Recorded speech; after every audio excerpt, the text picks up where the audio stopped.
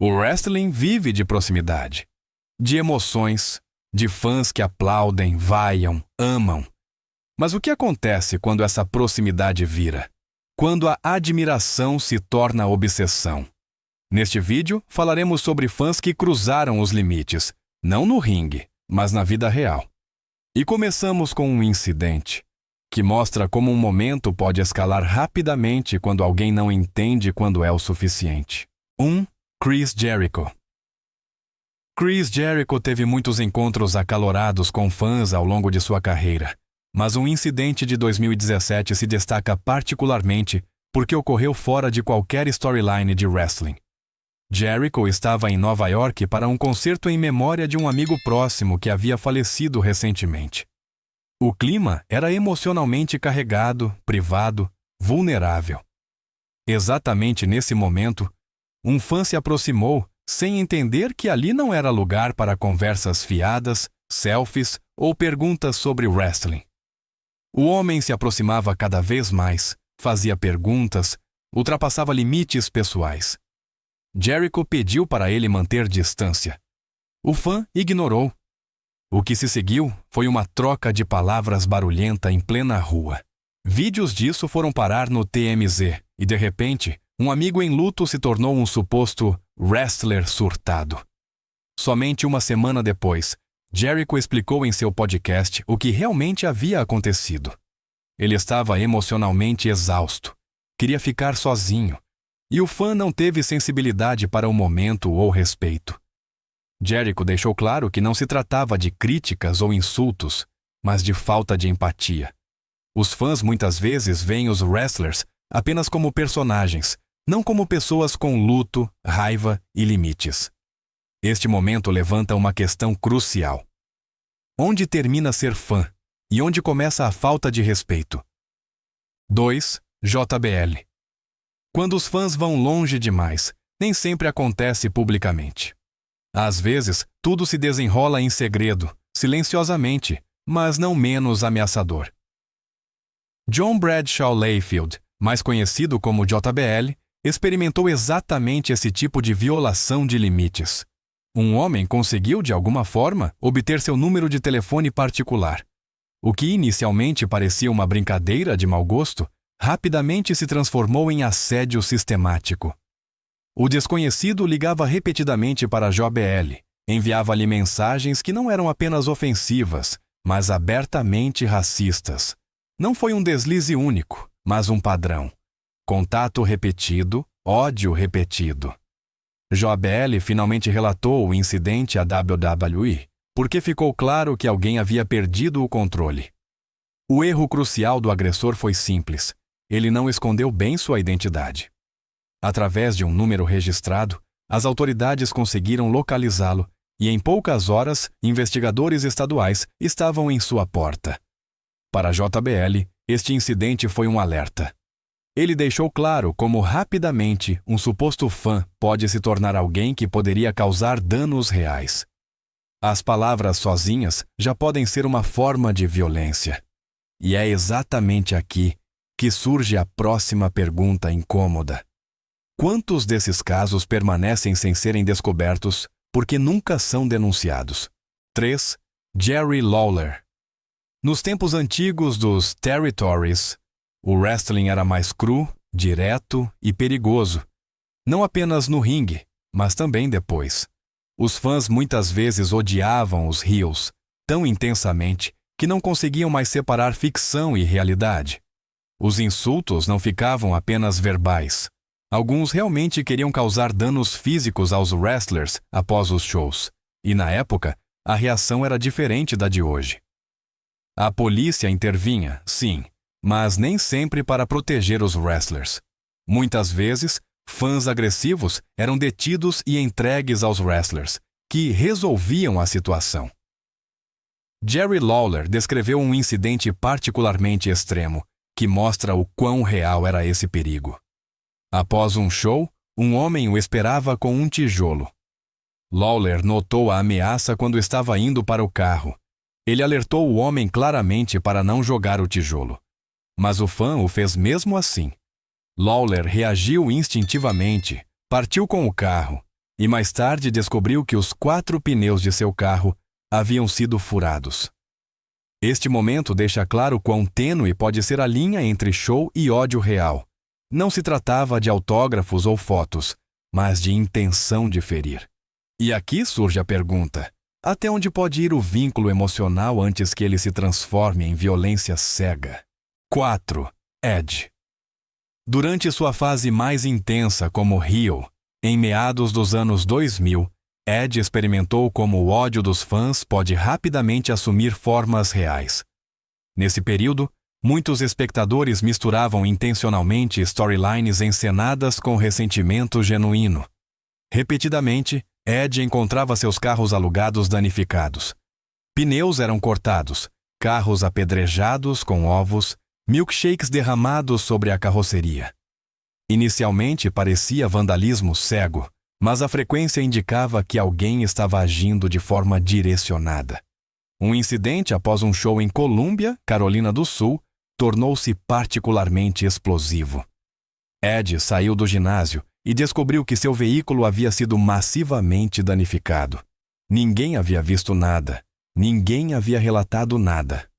Mais tarde, descobriu-se que um fã irritado estava por trás do ato. No entanto, o boato se espalhou nos bastidores de que outro wrestler queria prejudicar Ed. Essa falsa suposição acabou contribuindo para que Matt Hardy fosse demitido, embora ele não tivesse nada a ver com a depredação. Este caso mostra como a ação de um único fã pode não apenas gerar medo, mas também destruir carreiras. Quando o ódio da plateia acarreta consequências reais, surge a pergunta: quem, no final, é responsável por essa perda de controle? 5. Brock Lesnar. Brock Lesnar é considerado uma das pessoas mais intimidadoras no wrestling. É por isso que este incidente parece tão perturbador. Durante uma fase de treinamento, Lesnar visitou uma academia comum com alguns colegas. Lá, um jovem fã rapidamente chamou a atenção por segui-lo incessantemente. Não importa qual equipamento Lesnar usasse, o garoto aparecia ao lado dele. Supino, máquinas, pesos livres, sempre a mesma sombra, sempre o mesmo olhar. Lesnar abordou o problema, visivelmente irritado. Mas o fã não parou. A situação finalmente escalou no vestiário. O garoto seguiu Lesnar até a área de chuveiros e banheiros, aparentemente impulsionado pela curiosidade doentia de se aproximar o máximo possível da estrela. Nesse momento, Lesnar finalmente perdeu a paciência. Ele confrontou o fã em voz alta. Segundos depois, o garoto de 16 anos, completamente assustado, saiu correndo do local e desapareceu. Ninguém ficou ferido, mas o incidente mostra outra forma, muitas vezes subestimada, de violação de limites.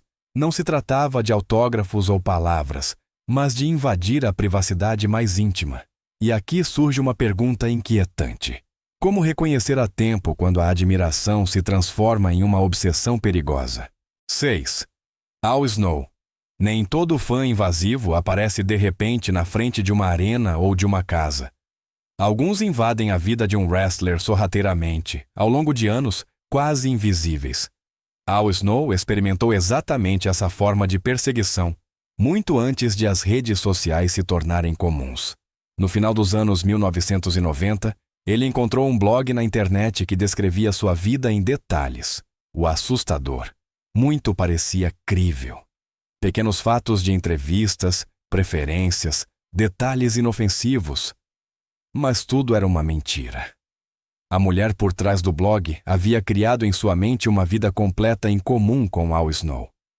Ela escrevia sobre relacionamentos, conversas, experiências que nunca haviam acontecido. Quando a esposa de Snow descobriu o blog, surgiram sérias tensões. Só quando o próprio Al leu tudo, ficou claro o quão profunda era essa fantasia. Ele nunca havia conhecido essa pessoa. Mesmo assim, ela acreditava firmemente nessa realidade inventada. Mas não parou por aí. Anos depois, Snow relatou outra stalker que o perseguia online. Ela criava repetidamente novos perfis falsos, contatava colegas, amigos e até funcionários da WWE para se aproximar dele. Para Snow, ficou claro que não se tratava de fandom, mas de dependência psicológica. E é exatamente aqui que surge a próxima pergunta. Como se proteger de pessoas que vivem em sua própria fantasia e não reconhecem mais nenhum limite? 7. Randy Orton. Para muitos wrestlers, a própria casa é o último lugar onde querem se sentir seguros. É por isso que uma regra não escrita se aplica. Quem aparece na porta de um wrestler ultrapassa um limite que não pode mais ser desculpado. Randy Orton experimentou exatamente isso quando um estranho apareceu de repente em frente à sua casa. O homem aparentemente queria contato, talvez uma conversa, talvez um autógrafo, mas sua mera presença já era uma ameaça.